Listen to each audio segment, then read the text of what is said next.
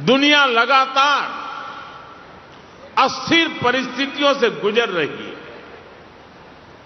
पहले कोरोना का संकट,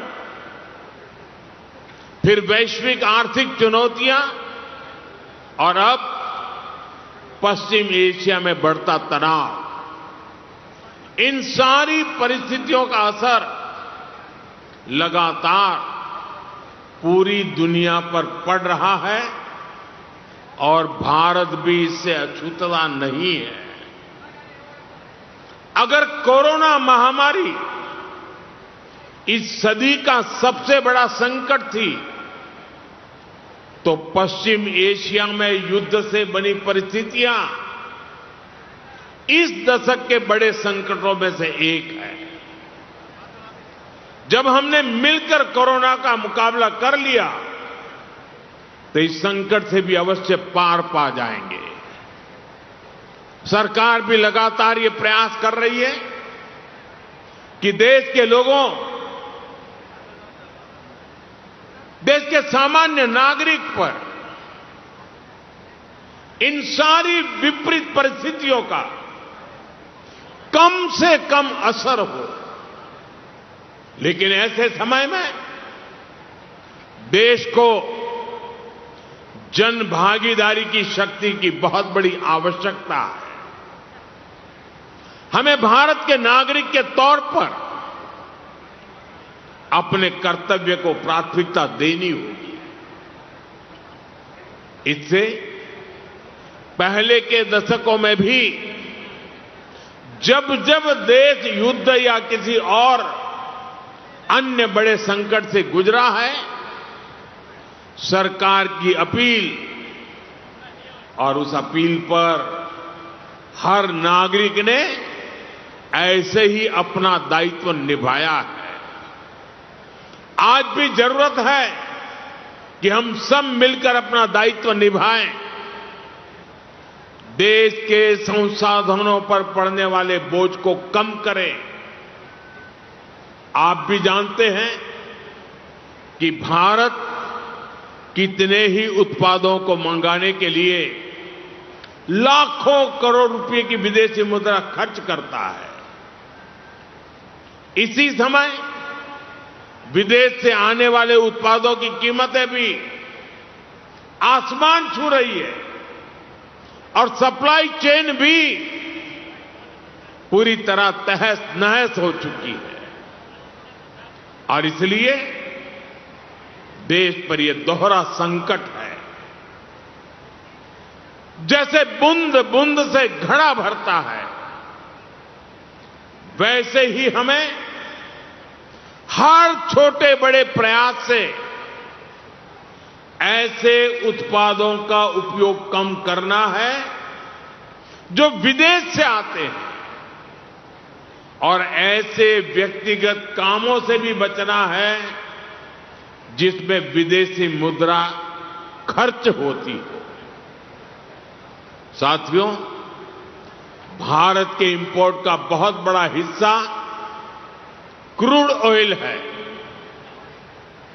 और दुर्भाग्य से जिस क्षेत्र से दुनिया के बड़े हिस्से को तेल मिलता है, आज वही क्षेत्र संघर्ष और युद्ध की स्थिति में उलझा हुआ है। और इसलिए जब तक हालात सामान्य नहीं होते, हम सबको मिलकर छोटे छोटे संकल्प लेने होंगे। मैंने कल कर्नाटका और तेलंगाना में भी इस बारे में चर्चा की है। मैं आज गुजरात में भी अपने आग्रहों पर फिर से जोर दे रहा हूं, और आप पर तो मेरा ज्यादा हक है, इसलिए जरा हक से कहने वाला।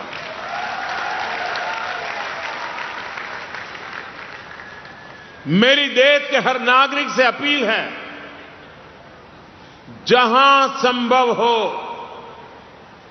पेट्रोल डीजल का उपयोग कम करें। मेट्रो का उपयोग करें, इलेक्ट्रिक बस, और पब्लिक ट्रांसपोर्ट का अधिक इस्तेमाल करें, कार पुलिंग को बढ़ावा दें। जिनके पास कार है वे एक गाड़ी में ज्यादा लोगों को साथ लेकर चलें। जिनके पास ईवी है वे भी दूसरों की मदद के लिए आगे आए। साथियों, डिजिटल टेक्नोलॉजी ने अब इतना कुछ आसान बना दिया है। टेक्नोलॉजी की मदद भी हमारे लिए बहुत फायदेमंद होगी। ये जरूरी है कि सरकारी और प्राइवेट दोनों ही दफ्तरों में वर्चुअल मीटिंग्स और वर्क फ्रॉम होम को प्राथमिकता दी जाए। मैं कुछ स्कूलों से भी आग्रह करूंगा कि कुछ समय के लिए ऑनलाइन क्लासेज की व्यवस्था पर काम करें। साथियों, सिर्फ ईंधन ही नहीं, खाने के तेल पर भी देश की बड़ी विदेशी मुद्रा खर्च होती है। अगर हम थोड़ा संयम बरतें, तेल की खपत कम करें, खाने के तेल की, तो इससे देश और हमारी सेहत दोनों को लाभ होगा। और सूरत वालों को मैं खास कहता हूं,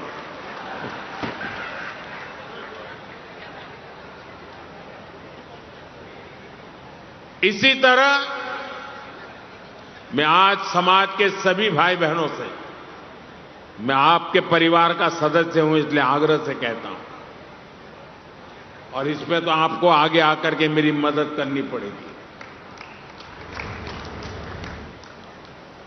सोने की आयात पर भी देश का बहुत बड़ा पैसा विदेश जाता है। मैं आप सबसे, देशवासियों से आग्रह करूंगा कि जब तक हालात सामान्य न हो, हम सोने की खरीद को टालें। गोल्ड की जरूरत नहीं है।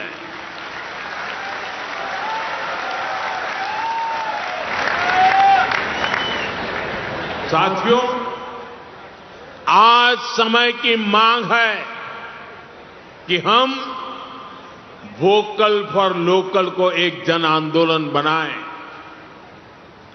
विदेशी सामान की जगह लोकल उत्पादों को अपनाएं। अपने गांव, अपने शहर, अपने देश के उद्यमियों को हम ताकत दें। यहां लोग बैठे हैं, बहुत अच्छी चीजें बनाते हैं, श्रेष्ठ चीजों का उत्पादन करते हैं। साथियों, हमारे में से ज्यादातर खेती के कारोबार की दुनिया से पैदा होकर के यहां आए हैं। खेती में स्वदेशी खाद को बढ़ावा मिले, नेचुरल फार्मिंग को बढ़ावा मिले, डीजल पंप की जगह सोलर पंप्स का उपयोग बढ़े। और हम तो किसान के बेटे हैं, किसान की बेटियां हैं।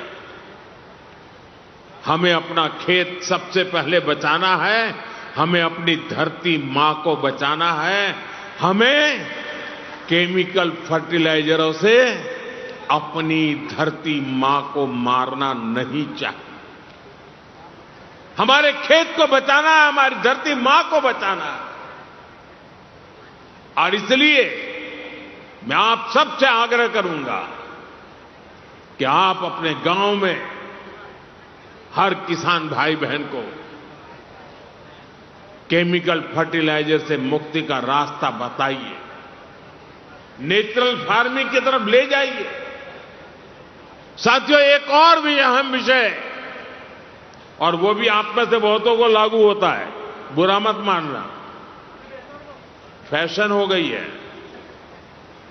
जैसे ही वैकेशन हुआ, बच्चों के हाथ में विदेश की टिकट पकड़ा देते हैं। विदेश में जाके वैकेशन कर रहे हैं। गर्मी की छुट्टियां आ रही हैं, आजकल विदेश घूमने, वहां पर डेस्टिनेशन वेडिंग, ये मैं यहां से बहुत से लोग हैं, अब मुझे निमंत्रण नहीं भेजते, पहले भेजते थे क्योंकि विदेश में ही शादी करते थे, अब बंद कर रहे हैं। ये विदेश में वेडिंग, इनका फैशन खूब बढ़ रहा है, और लेकिन इस पर भी बहुत विदेशी मुद्रा खर्च होती है। साथियों, आप सोचिए, क्या भारत में ऐसी जगह नहीं है जो हम अपनी वैकेशन वहां मनाएं, हमारे बच्चों को हमारा इतिहास पढ़ाएं, हम अपने स्थानों पर गर्व करें? और जरूरी है कि भारत में ही अपनी वैकेशन मनाएं। और वेडिंग के लिए भी मैं नहीं मानता हूं कि भारत से अधिक कोई अच्छी पवित्र जगह हो सकती है हमारे लिए।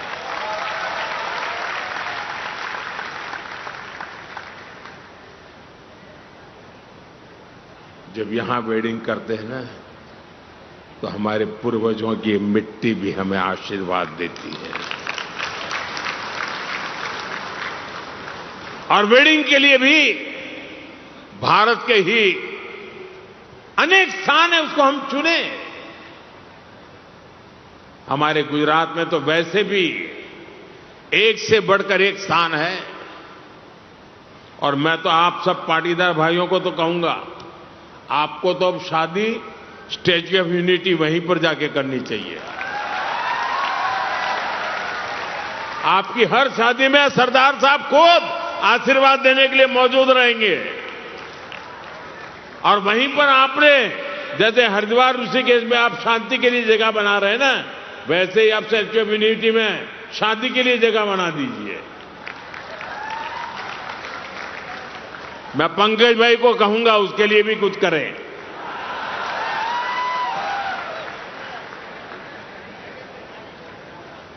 जैसे हाल के वर्षों में सरदार साहब के स्टैच्यू ऑफ यूनिटी, हमारा एकता नगर पर्यटन का इतना बड़ा केंद्र बनकर उभरा है कि हम ये तय कर सकते हैं, हम ज्यादा से ज्यादा लोगों को स्टैच्यू ऑफ यूनिटी पर लेकर के जाएं। विदेशों में हमारे बहुत लोग रहते हैं, मैं उनको कहता हूं कि आपका दायित्व है कम से कम 5 विदेशी परिवारों को भारत देखने के लिए लेकर के आइए। आप लोग देश विदेश में हमारे संपर्क का कोई भी परिवार जो स्टैच्यू ऑफ यूनिटी नहीं गया है ना, उसको वहां ले जाने के लिए प्रेरित करें। हम उसे कम से कम एक ट्रिप के लिए मोटिवेट करें। डेस्टिनेशन वेडिंग के लिए भी एकता नगर एक बहुत शानदार विकल्प हो सकता है। स्टैच्यू ऑफ यूनिटी में इतनी शानदार व्यवस्थाएं और गर्व है, दुनिया का सबसे ऊंचा स्टैच्यू,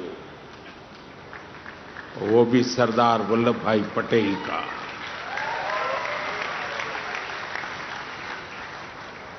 इस देश का कोई नागरिक ऐसा नहीं हो सकता है कि जिसको इसके लिए गर्व न हो दोस्तों।